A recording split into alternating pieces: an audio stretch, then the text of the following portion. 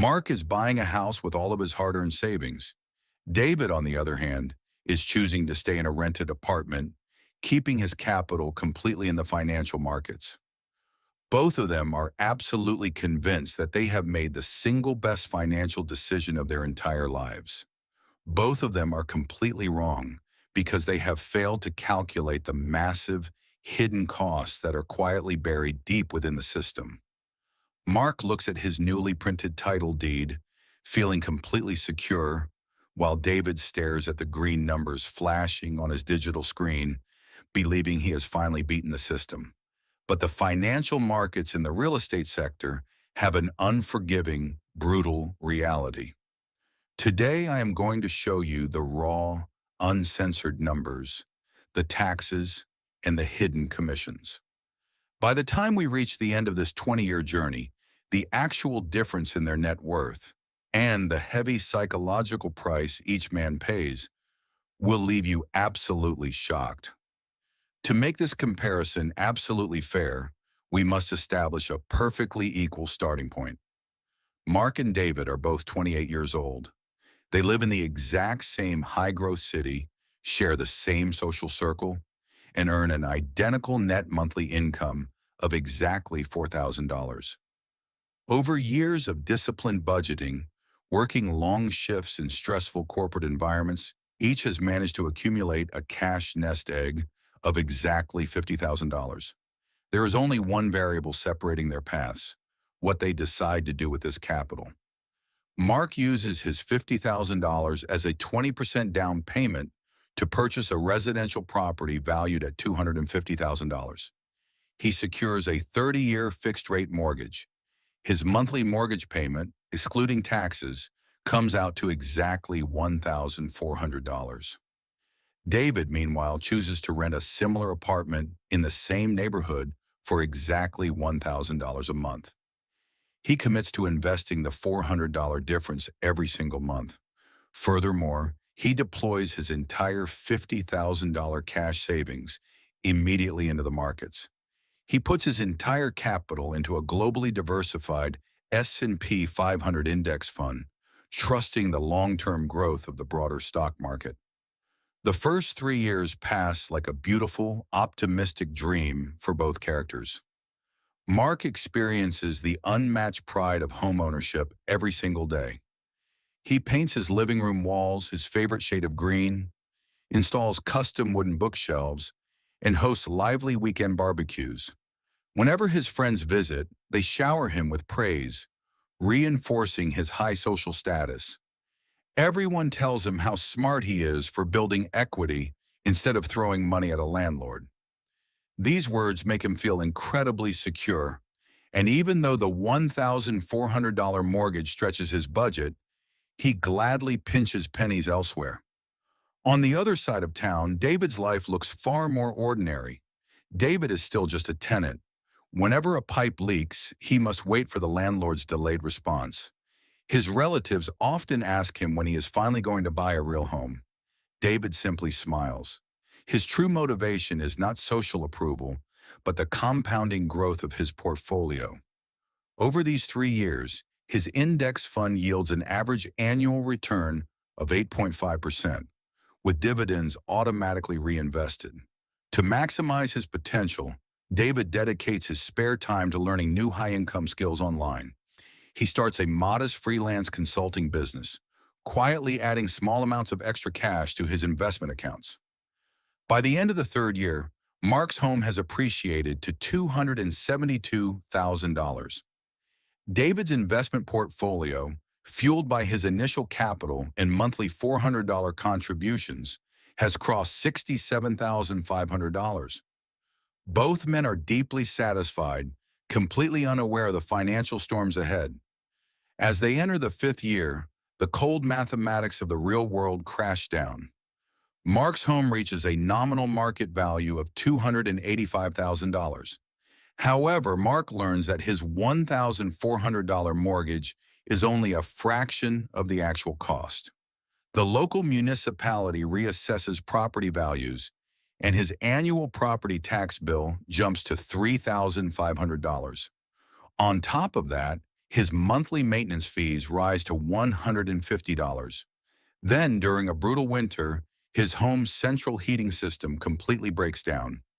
Replacing it costs him a whopping $4,800 in cash. Lacking liquid savings, he puts the balance on a high-interest credit card. Furthermore, general home maintenance costs him an average of $2,200 annually. By the eighth year, his house is valued at $315,000. But when he looks at his amortization schedule, he is horrified. Out of the massive sums paid to the bank, the vast majority went toward interest. He has only reduced his principal loan balance by $32,000. Mert has built equity, but he is completely house poor. If a family emergency occurs, he cannot liquidate his kitchen. He is forced to take out personal loans for cash shortages, entangling himself in debt, can faces his own brutal hidden costs. In the sixth year, local rents skyrocket. Cannes' landlord legally increases his rent from $1,000 to $1,350. Refusing to pay, Can decides to move. Between hiring a moving company, packing supplies, new deposits, and broker commissions, the relocation costs him $3,400. This unexpected expense drains his budget, forcing him to pause his monthly $400 investments.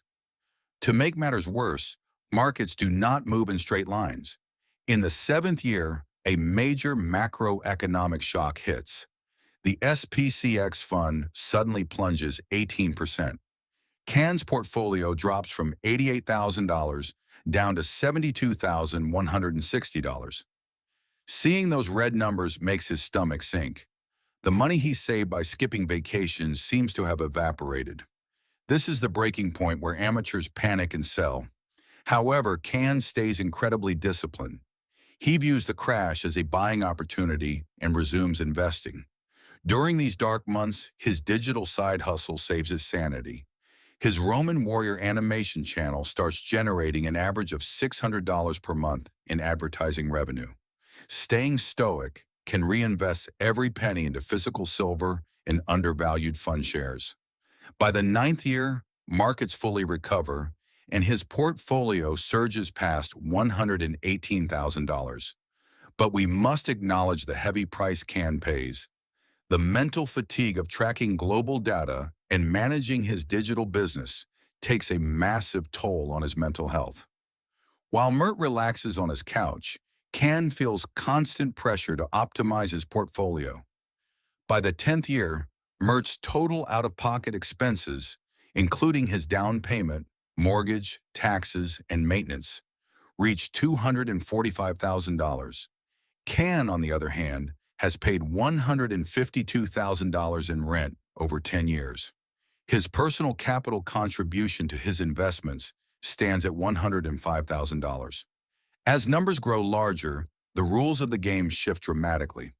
By the 20th year, the ultimate financial destiny of both men is revealed. They are now 48 years old, entering the stable middle-age phase of life. Because they chose a high-growth area, Mert's property has appreciated to $565,000. He has 10 years of mortgage payments left and feels a deep sense of accomplishment. But when calculating his actual net worth, we must subtract his remaining mortgage balance of $85,000. Furthermore, if Mert sold the house, he would pay a standard 5% broker commission of $28,250 plus closing costs. After these unavoidable transaction costs, Mert's actual realizable net worth stands at approximately $440,000. Mert has successfully protected his capital from inflation and saved diligently. However, the true cost was his personal freedom. The heavy burden of his monthly payment acted as an invisible cage. Terrified of losing his job, Mert stayed at a stressful corporate job he secretly despised, refusing to take career risks or start a business. His entire life was effectively mortgaged to the walls of his house. Confines himself in a completely different financial universe. Over 2 decades, his machine-like discipline of investing in global index funds and silver has paid off. Thanks to compounding interest, his liquid portfolio has reached an astonishing $895,000. This does not even account for his successful digital business valuation. Ken possesses incredible liquid wealth. At any moment, he can sell a fraction of his assets and move across the world, or fund a promising startup. Using the 4% safe withdrawal rule, his portfolio generates a reliable passive income of $35,800 per year. This passive stream easily covers his entire rental expense. Can has achieved true unconditional financial independence, yet it is a mistake to declare David the undisputed winner. David paid a painful human price. Over 20 years, due to skyrocketing rents and building sales, David was forced to move 7 times. He dealt with the constant caprices of difficult landlords. During emotionally challenging years, he was strictly forbidden from having pets. He could never paint his walls or make permanent modifications to his home.